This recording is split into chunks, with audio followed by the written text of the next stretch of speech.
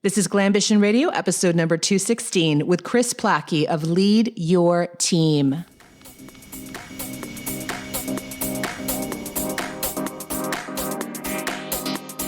Welcome to Glambition Radio. I am your host, Allie Brown. I'm an entrepreneur, mentor, investor, and mom of twins. I love thinking big, doing different, and exploring ideas that disrupt the status quo, especially when it comes to women, because we are rewriting the rules for leadership, business success, making money, and changing the world. And we're doing it with style. Let's go.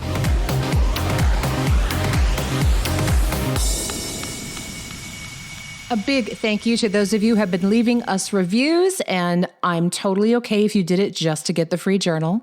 I am okay with that. I know you wanted to do it anyway in your heart, but it was the little nudge you needed because you wanted a journal, and that's all right. We have a handful left if you want to scoop one up at glambitiongiveaway.com. These are limited edition, gorgeous little things that'll fit right in your bag. Take some notes, use it for big ideas, and I'd love to send you one. Thank you. If you did leave us a review already, I'm going to read two that my team grabbed for me off iTunes. The first is 5 stars by Angela Heath from the US. Allie leads the charge to lift and highlight women leaders and is real enough to show us that we can all learn from each other. I love the latest episode with Allie and my beautiful friend, Dafina Smith. You'll gain key insights and takeaways from every episode. And the next is 5 stars from Sarah in St. Louis. Allie's conversations on Glambition have completely transformed how I see myself as a woman and business owner. If you are a female entrepreneur looking for a supportive community and intelligent conversations, this podcast is definitely for you. Thank you, ladies. And a reminder, our show is sponsored by The Trust. The Trust is my new private premier network for 7- and 8-figure women entrepreneurs.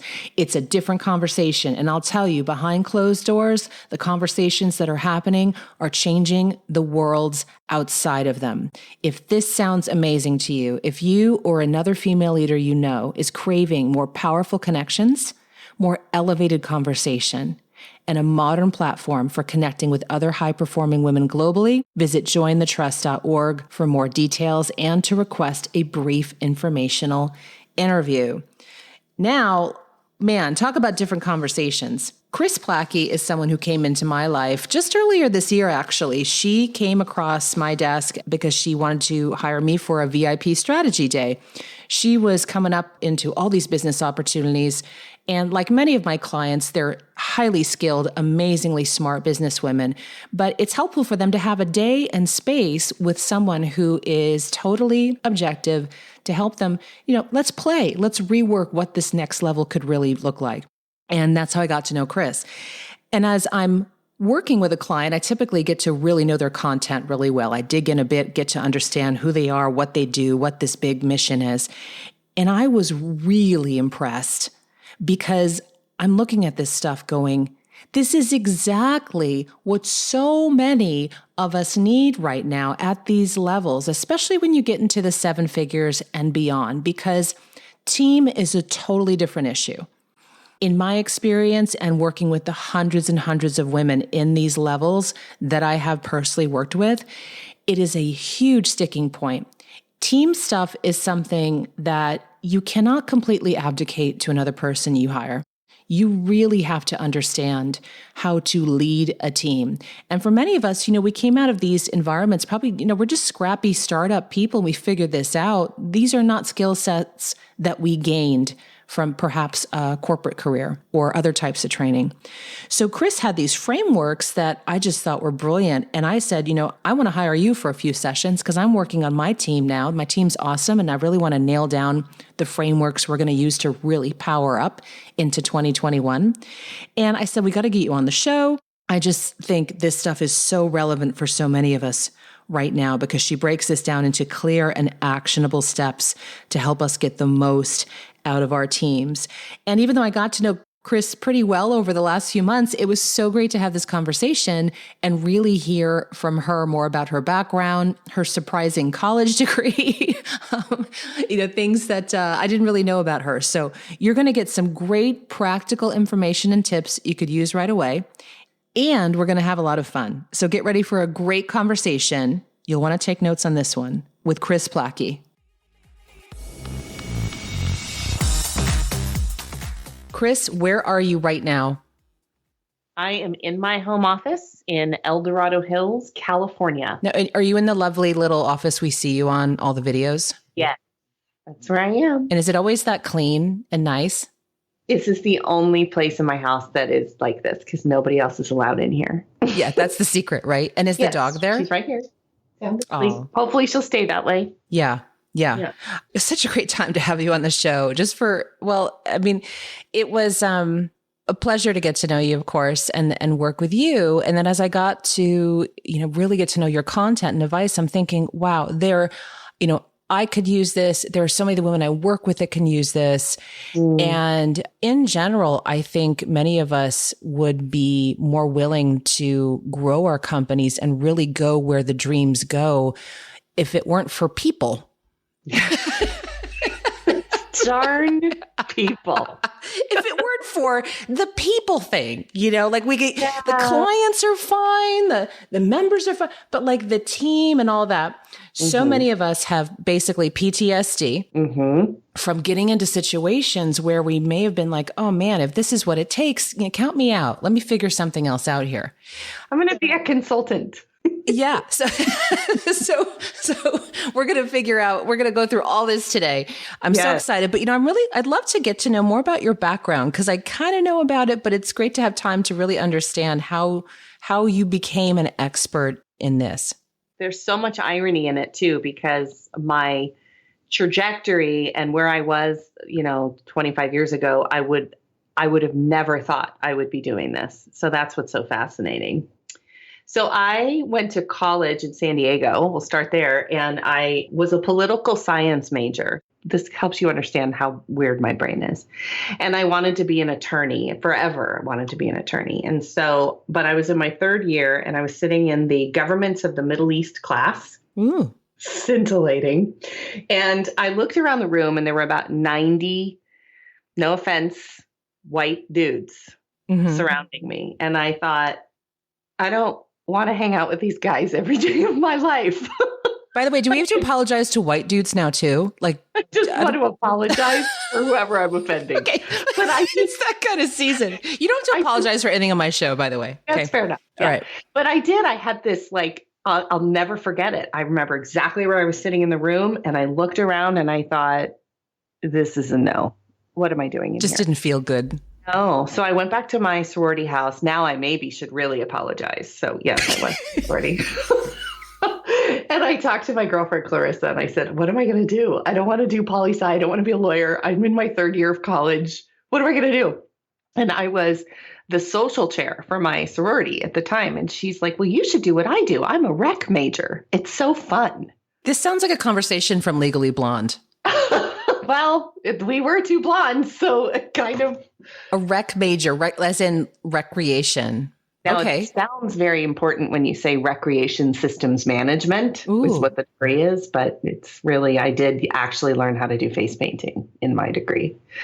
But so I did. I switched, and it's actually where I took the first class I've ever taken that I learned about health. We read a book called Healthy Pleasures, and it was all about savoring life and finding joy. And it was kind of my first coaching and understanding how important life is and wanting to live a life that you love. And so anyway, so all of that happened. I graduated and I had no way to get a job. I was a rec major. So I went into sales and I did sales. I was very good at it. Just because you like talking to people? Because you're natural? It just was my thing. I wasn't good right away. I had to fight to be good and I had to fight through discomfort, but eventually I was good. But I've always been a natural leader. It doesn't matter what I've been involved in. I always end up being in charge. That's just part of my deal. But I was watching all these managers where I worked for a startup and I thought their jobs looked awful. I thought, why would you ever do that? And then I ended up having a manager who was a witch. And I was like, oh, I don't ever want to be her. And so I left the job, left about $700,000 in stock options, which was a very bad decision. And I thought I'd just be a recruiter. I avoided managing. But, life has its other ways of doing things. So then I kind of stepped back in after my son was born. I went back to the same startup because I had a ton of relationships there, and I went into training. And I had created management training prior to leaving because nobody would teach me how to manage anybody. And so that's part of why I hated it so much. So I created my own tools, partially for myself, but then for others. And so I sort of had built a little bit of a reputation for myself before I left that I was good at this. So then I came in and did training, and I did that for several years and created a training department. And then I went back into ops and I became a senior director. And What kind of company was this? This was the University of Phoenix. So I'm sure you're quite familiar with that. Okay. Yeah. I was up in Northern California in their first campus. Wow. And we grew it to, when I started, there were 16,000 students. And when I left, there were over 500,000. Wow.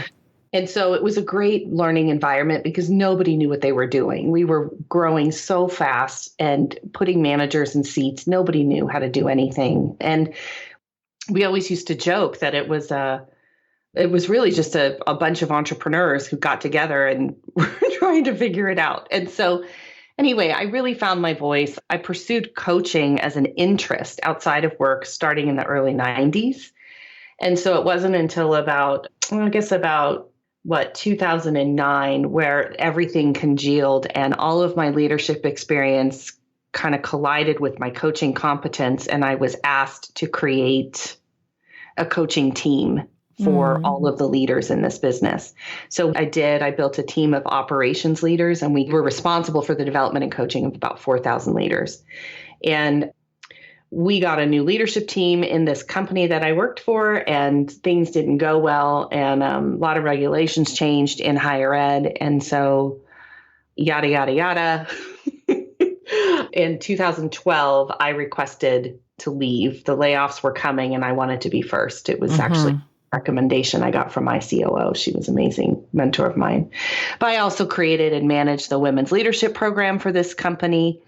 So I had my hands in a lot of this development space, and I've always been naturally inclined to mentor and coach women.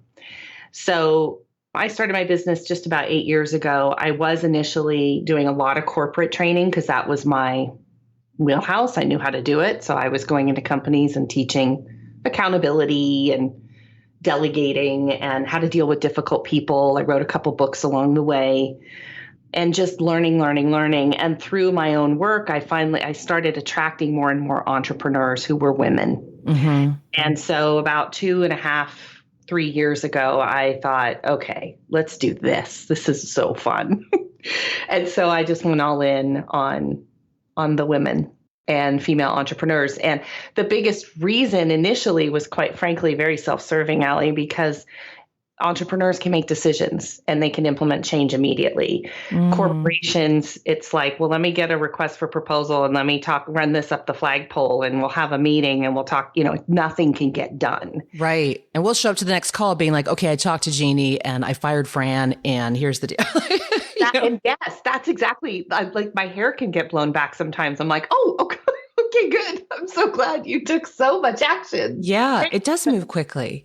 Do you think, so I was thinking a bit about this before the show and why it is that so many of us who are kind of like natural born entrepreneurs then hit this wall with management. Maybe it's because I think of it that way when I say it, management.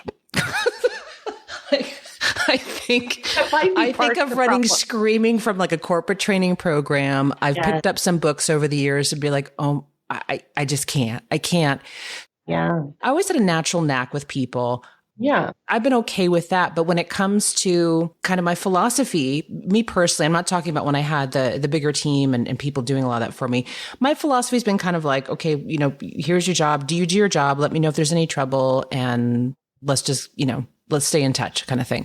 And, we've never been taught or given frameworks for any of this. And when your stuff came across my desk, I was thinking this is so fascinating because now I think these are simple frameworks that we can use to hire, manage, fire, like grow our companies with the teams. Because so many women I work with, especially when you're in that 7-8 figure range, your growth is now going to be critically dependent on your team. And that's when things start to shift. Yep, absolutely. And I like the word shift because that is exactly what it is.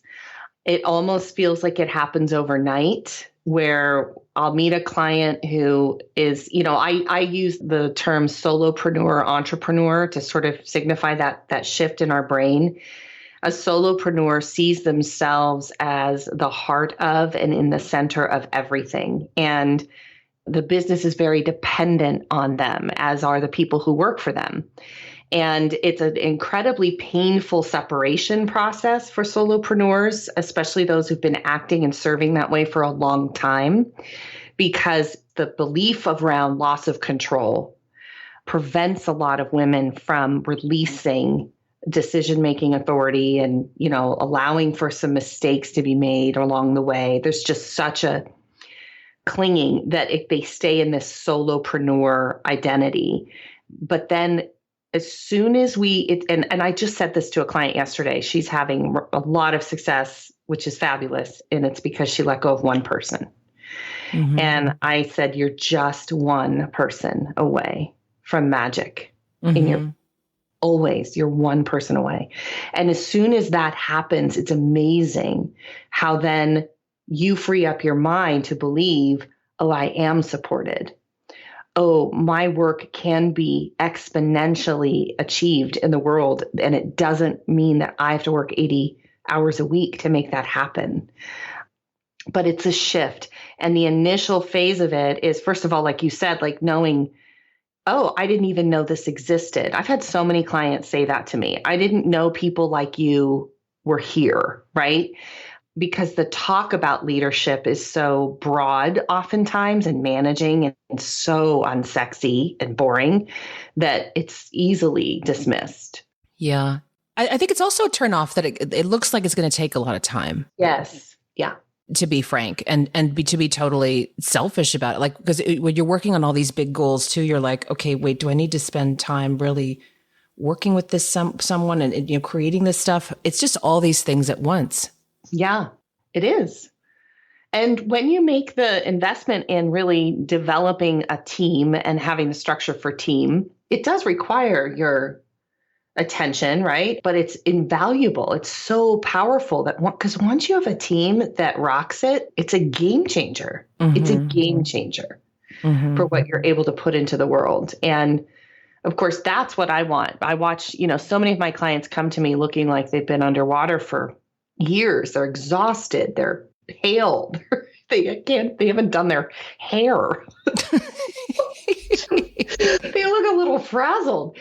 But their work is so powerful and so important and so meaningful that we can't let the lack of knowledge or the fear or the discomfort that comes with learning how to manage people get in the way. Mm-hmm. Like that, we can fix that. It's not that hard to fix. Talk to us about, would you mind giving an overview of your 5 skills? Like that framework for everybody, because no matter what level they're listening, whether they built the company or they're just getting started, it's really helpful to know. Yes, I will absolutely go through them. And so there's 5, and the first one is your vision. Now, stop. Don't tune me out. Because that's what I know people do as soon as they hear that word. They're like, oh, boring, right? Listen to me. Your vision is your compelling reason. It is why you do what you do. It is the most important thing for you to be able to tell me or anyone else. And it is vital when it comes to hiring people on the team. They've got to be all in. Small businesses, female entrepreneur-led businesses have to have that kind of heart and vision. It's what keeps people excited and driving to support you. In the absence of your vision, when we don't have it, I don't know what we're doing. So it's so critical, okay? The step 2 is your values. Why do you do what you do? What are the vibes you want to feel from the people in your business? When I say values, I mean not the things that are on the wall when the customer walks in. I mean how you're going to hire and fire people. If you've got your values clear, you're going to be able to assess people's behaviors, not just their skill, their stuff they do. Okay. And right behind values are your expectations. And expectations are the piece that's usually the most missing, right? So most of my clients come to me and they are really frustrated because people let them down all the time. Mm-hmm. And so then they do the work for them, right? Or they don't work like they do. They are late, they are sloppy, they don't have that level of impeccability. And there's this expectation, I think, that a lot of female entrepreneurs think other people should just be like them, but they're not. So what we have to do is set expectations. And I think a lot of us are resistant to that because we feel like it's micromanagement or patronizing even, but it isn't. People want to know how to win, and they want to know how to win with you. But if you don't tell them, they don't know. Mm-hmm. So values and expectations are inextricably connected. They have to go together because they feed one another. And the majority of the performance issues you're going to face on your team are going to be related to behavior. And so if we have your values established and we have your expectations established, now we know how we can hold people accountable for behaviors, which is also usually the biggest issue. And I can tell you this with almost certainty that the majority of the people who are listening to this, if they have an employee on the team that's giving them a hard time, it's likely the employee you've had the longest, which also means that you are tolerating behaviors from them that you've been tolerating for a long time. Totally. Yeah. Totally. This happens so much. Yeah. And actually, it's interesting because, often in my beginning relationship with a client comes on, we do the VIP day and we're mapping everything out and we're going through team. And then there's always someone like they make a little face for it. And they're like, well, Myrtle's been with us a long time. Myrtle. I know we've got Myrtle. I think was it Sherry? Who were we firing on the last interview? Did Sheila last time. Sheila or Sherry. We're just making up some random name. And then we joke that someone's going to call and be like, were you talking about me? So yeah, there's always someone that they'll kind of make a little face and I'll have to say, okay, Myrtle, let's talk about Myrtle. Well, we tolerate a lot from Myrtle and Myrtle comes in late, but Myrtle does her job. Myrtle's the only one who knows how to do ABC. And so we put Myrtle in the corner and she won't dress, properly and shows up late. And it just goes on and on and on. And why does that happen? Ease. That's the first answer. And it's not the one that you love, but it's the truth. And dependency.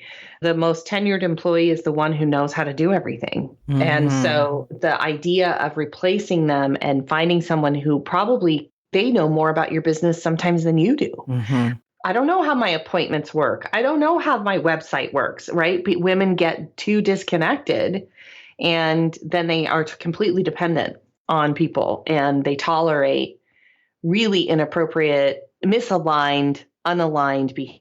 And so one of the things that happens too is that you end up with these folks who've been with you so they started with you.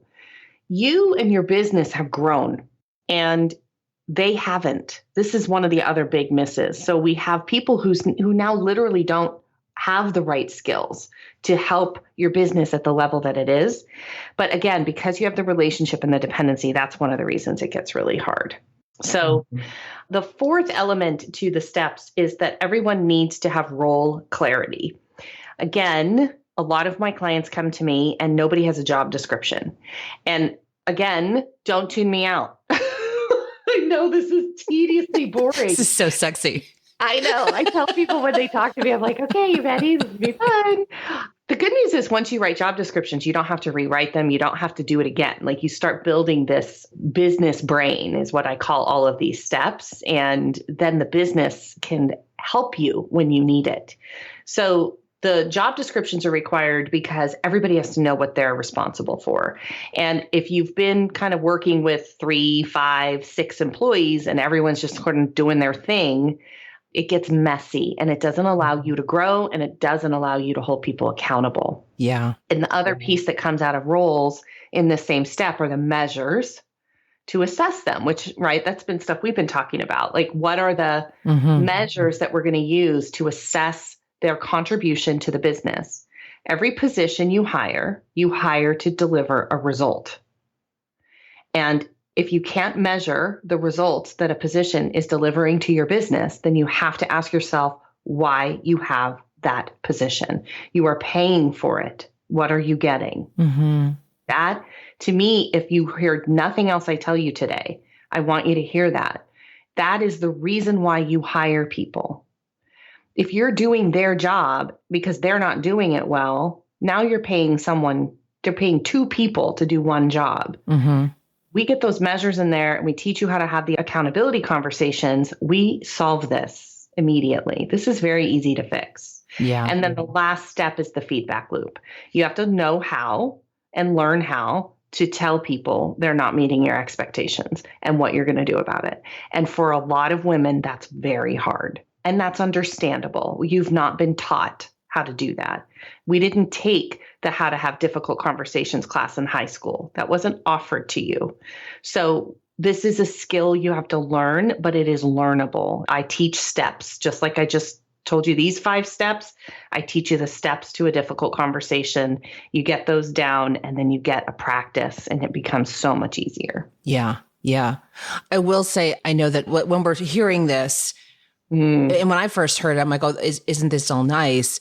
And then there's going to be a moment though, wow, I've hit a wall and I've really got to work on this stuff. Like we cannot go farther without this, or a team member needs to be fired, or a huge mistake was made. We realize we're tolerating things, or we're working 80 hours a week, or like something, right? Something's got to give. Tell us of these symptoms that you see when clients come to you when they've waited too long. I feel like I should just pull out my notes from the last 3 conversations I've had. How much time they're working each week, compensating for employee mistakes, working small. So like a client sent me a text last night and she said, big mistake today. So we're going to be talking about this on our next call, but I love how she said it, busy, but with the wrong things. Mm-hmm. Right? So this frenetic overwhelm, still taking responsibility for all functions in the business.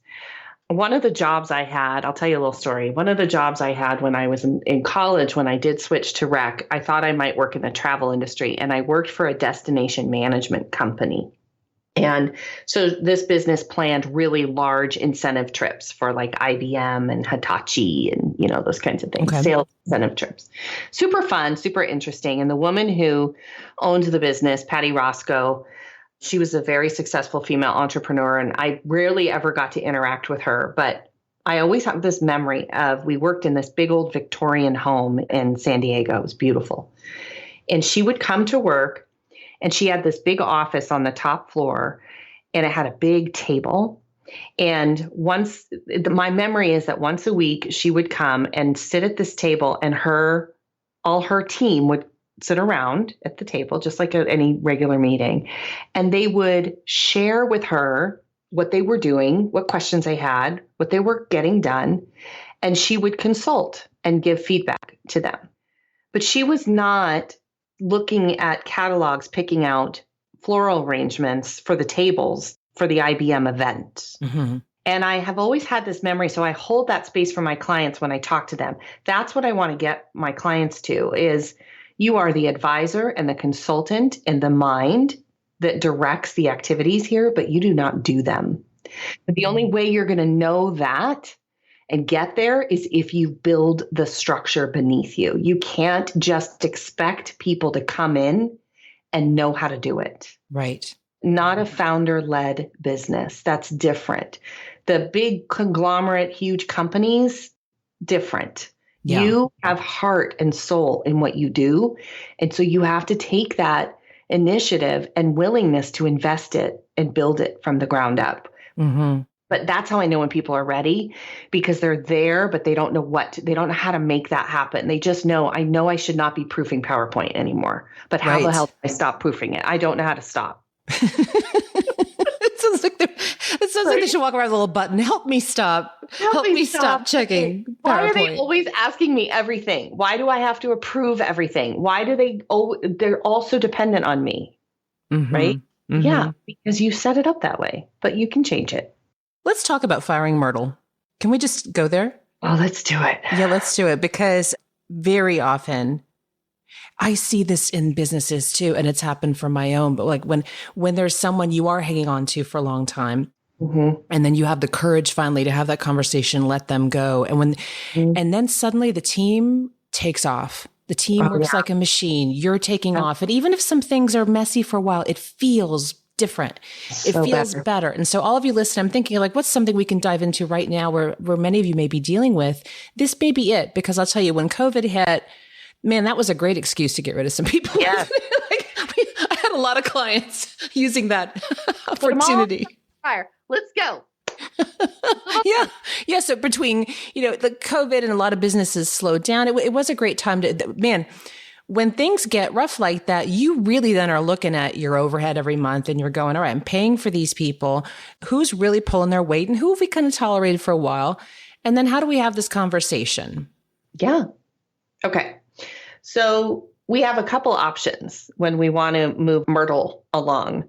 But there's a few things you have to do first. And I would run you right through those 5 steps I just talked about. Have you clearly set expectations? Have you given Myrtle a job? Does she have a job description? And do we know how to measure it? We've got to know that because we want to make sure that the reason that you want to fire her isn't just because she drives you crazy. Like, is there tangible business results that she is impacting? Because it makes it so much easier to fire someone when that's true. So the first step I say is just let's get it cleaned up. Let's look at what are you expecting? What's her job? And how do you know if she's doing it or not? That's, one conversation between you and I, frankly. And then we go to Myrtle and we say, hey, and I always tell my clients, just take responsibility for everything. It's just easier. So Myrtle, I think I've been unclear. Here's what I want to make sure you understand my expectations are. Here's what your job is. And here's how I'm going to measure whether or not you're going to do it. And I do call this a little bit of what I call the reoffer. I did a podcast on this. You just sort of then ask Myrtle, like, do you want this job? Yeah. Give her a chance right then to say, no, I don't want to do any of that. And then we just decide how we want to let Myrtle go. If someone's been with you a long time, I like to make this very easy for them. I'm a big fan of paying people to leave companies. That's a philosophical decision.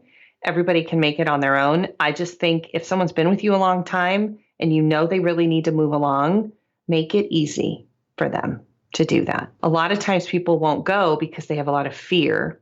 They don't want to be with you, but they don't know what else they would do. I've found too, sometimes they're even relieved. It's a messy for a while. They may be uncomfortable, but they'll find then where they're supposed to be. Yes. Which is the goal, really, right? Everybody wants to be happy and thrive and feel good. So in a perfect world, Myrtle selects out. That's the easiest, right? You tell her, hey, do you want to do this? And she says no, and everybody's happy. If Myrtle doesn't, which frankly, a lot of times they just say, yeah, I'll do. Oh, yeah, that's fine. That's great. Because they want to agree. In fact, I'm coaching a woman right now who's in this process. She did this with her tenured employee. She's been with her 15 years. She gave her offer, reoffer 3 weeks ago. She said, absolutely. She was lovely for the first week, all in. Then she scheduled time off to use up all her PTO. And then she said, hey, I'm not going to work for you anymore. This is really interesting. A lot of my clients have had this happen. I don't want to work here anymore. I'm going to move. I'm going to retire. I'm going to go live with my friend in Florida or whatever. They have like a plan. So I'll let you know when my last day will be. And I'm like, it's a no. Employees do not tell us when their last days will be. Oh my God. Yeah, I'm holding back like what I would say back because this isn't real, but it's becoming real in my mind. I'm about to. Oh, it's very real. Yeah. And so that was the whole conversation we had about you get to decide. And so now that she's told you her intention to leave, then we're going to set her last day. You're going to tell her last day, and her last day will be whatever you decide. Wow. That's how it's going to go. Right. And then the last course is, of course. Could you say, by the way, your last day is today. Could you pack up your shit and I'll see you through the door. Here we see my management issues. Sorry. Yes, I'm always a little bit about mitigating risk. You can't fire like they do on TV, can you? We really can't. Well, no, you can. Okay. You can. You just want to factor in the potential results. This is why Kris is good for mitigating some of the hot-headed entrepreneur leaders. Yes, no hot-headed. And that's actually a thing. Because you're so passionate, right? Entrepreneurs are very passionate with their work and their presentation and their service, and they lose their minds if there's an error, if clients are upset. Yeah. Now, on the flip side, I know a lot of people who are terrified to fire because of employment laws. Yes. Can you give us some tips on that? I mean, I know you're not an attorney and you're not, but, just, like the conversation you just had, there are steps and documentation's the most important thing, right? Absolutely. And that's honestly, those 5 steps are why I love them so much. It's almost like a foolproof process, right? Unless you start saying really bad things to people that they could prove. But you follow this process, you have everything documented. If you're doing feedback consistently and you're documenting that, if you meet with them to review their performance that is based in measures, not just, hey, you're kind of bugging me lately, what's wrong with you, right? Like it's a very specific conversation. You are totally mitigating and demonstrating either exceptional performance and highlighting that, or you're mitigating risk by demonstrating continued low performance. And it doesn't, I do come from a corporate background. I did work a lot with a lot of HR issues, given the amount of people I was managing. So I learned this, and I do understand it can sound a little intimidating. I don't think it has to be. I think it's quite easy. And it's just like anything. Once you have the structure, you have peace of mind. Like, okay, now you don't have to just rely on yourself to figure this out. Like, this has all been done before, and we can help you set up the framework. Yeah. Give me some idea or examples of when you're working with clients and they really nail this down. They've got the expectations. They've got the KPIs nailed down. Like they have like a really great system going. What can be possible then? Okay. Well, this makes my brain want to explode.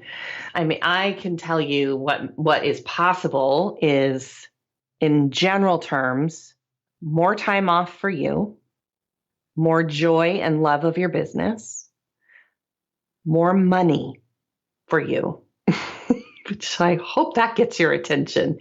Every single one of my clients, I do not make that a part of my marketing. I don't talk about how I help you make more money. All of my clients make more money. Because their business runs better when they get out of the way. And then they can focus on the work they want to do in the world, right? So, and then culture, people enjoying themselves, liking each other, having fun. You get rid of, I worked with a wonderful client for a year. About 6 months ago, we finished. So January was our last month. And she's an amazing cosmetic dentist. She has a gorgeous practice. But when she came to me, she had a lot of fracture in her culture. And it was because there were a lot of tenured people on the team who were just not bad people, just had outgrown the scope and size and focus of this business. And as soon as those people were released from her business, it's amazing. First of all, they were able to bring in new magical employees, and the vibe, it raised the whole vibe of her company, right? So I think it's about freedom. It's about, you created a business so you could have freedom, but then you build yourself a job. I'm sure that's something you guys talk about all the time, right? In the trust. Why do I have this job now? I didn't want a job. And working through and having people you like and having fun and making more money. So money. How do we, very interesting. I actually want to talk about recent events. You've actually stepped up your work in a new way based on a lot of the issues that the leaders you work with, what they're dealing with. Everything from COVID to the Black Lives Movement. Like there's a lot of pressure now put on us to lead teams also in other respects now. Would you mind commenting a bit on that and how we can take that into what we do internally with our teams? Yes. How you're seeing that, just kind of run the gamut of what you're seeing and where you're going with that. Absolutely.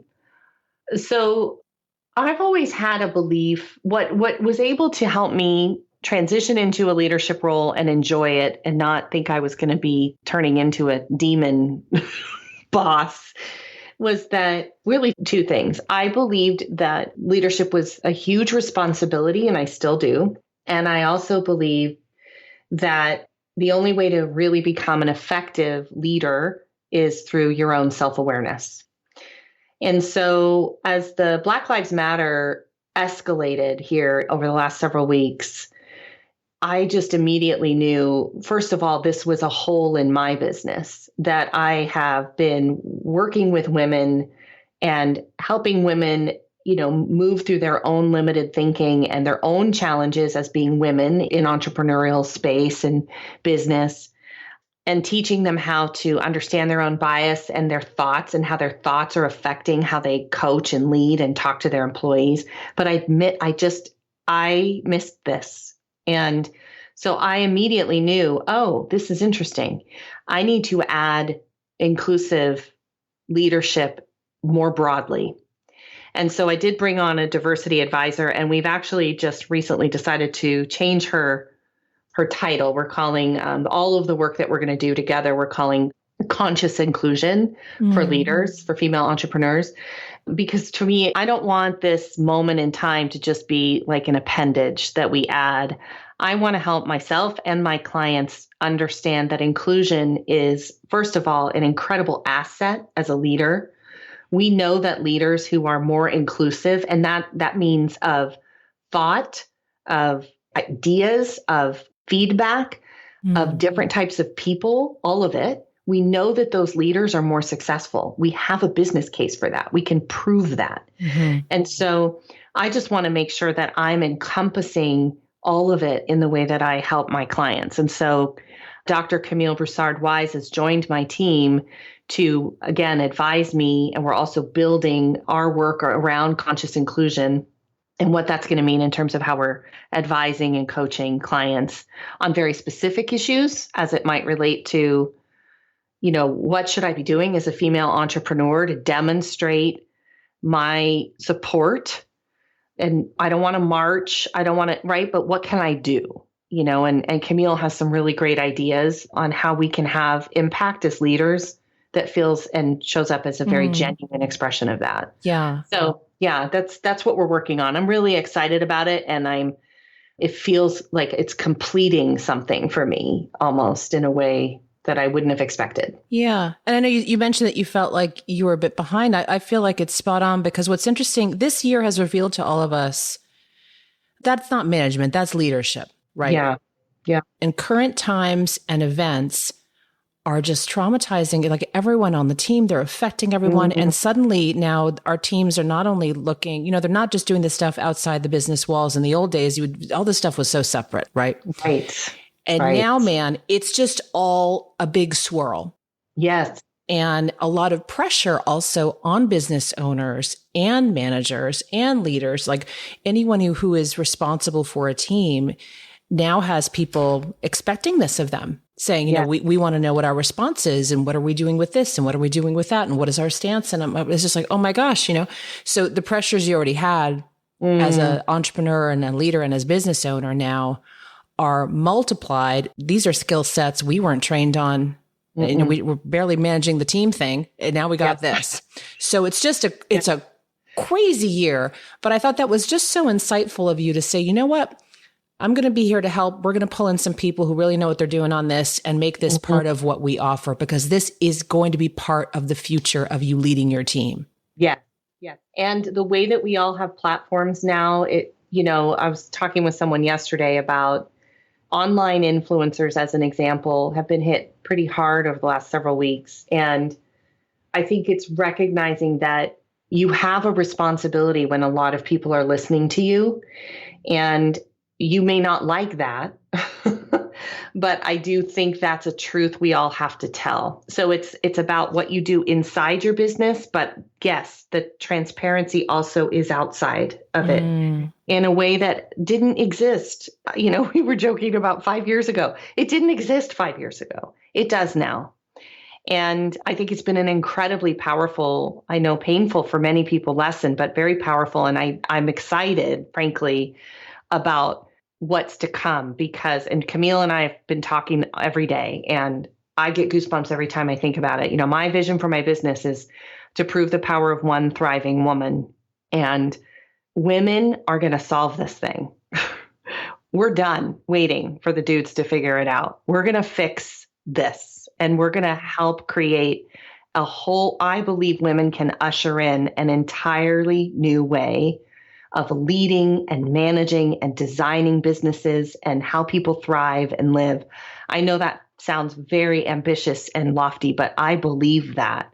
And I think we have to have these moments to force us to step in and create something new. So I'm excited about what's to come. I actually feel there's this undercurrent of excitement at the conversations that we're beginning to have and what this is turning into. Yeah. It's really cool. Yeah. So Kris, before we wrap up, can you share where everyone can learn more about you, listen to your show? Yeah. So my podcast is Lead Your Team, and it's on anywhere you listen to podcasts. iTunes, Stitcher, Google. Places you don't even know.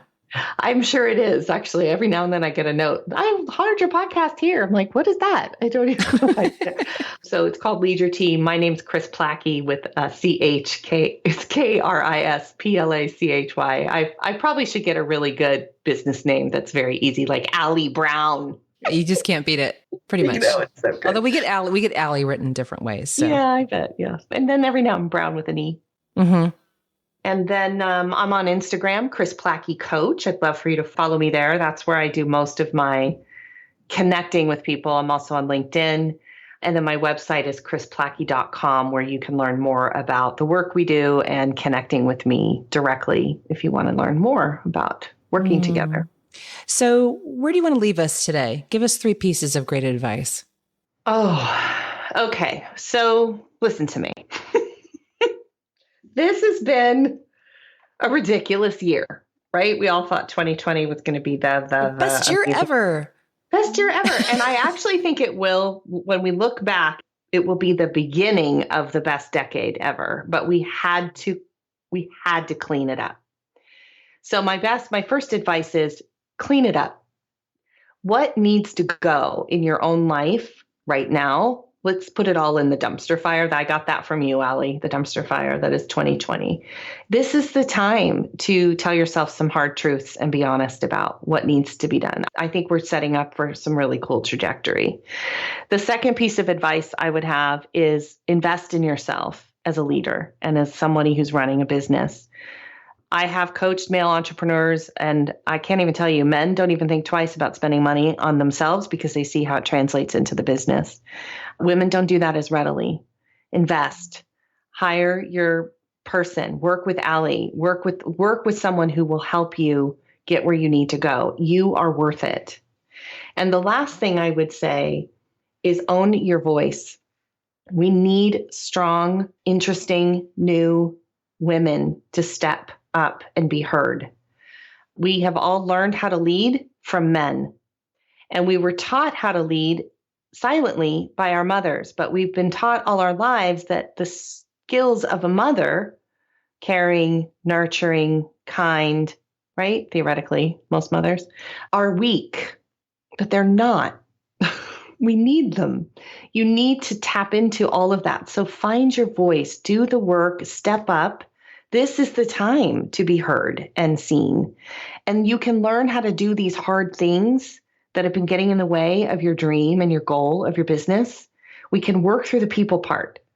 Don't let that be a reason that you don't use this incredible voice and platform that you have to do amazing work in the world. Yeah. Thank you.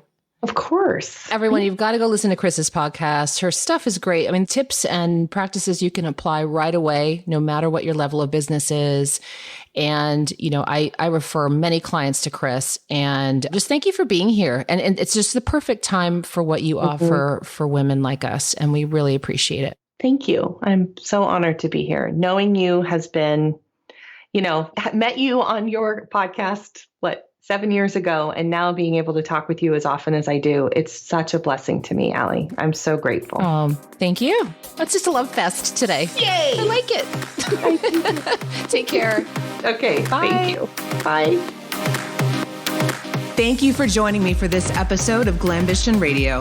If you enjoyed the show, make sure you subscribe so you automatically get new shows every week. And I'd love if you left us a review. We are on Apple Podcasts, Stitcher, Spotify, and other platforms. And I'd love to hear from you. Come join the conversation online. You'll mostly find me on Instagram, but also on Facebook, Twitter, and more.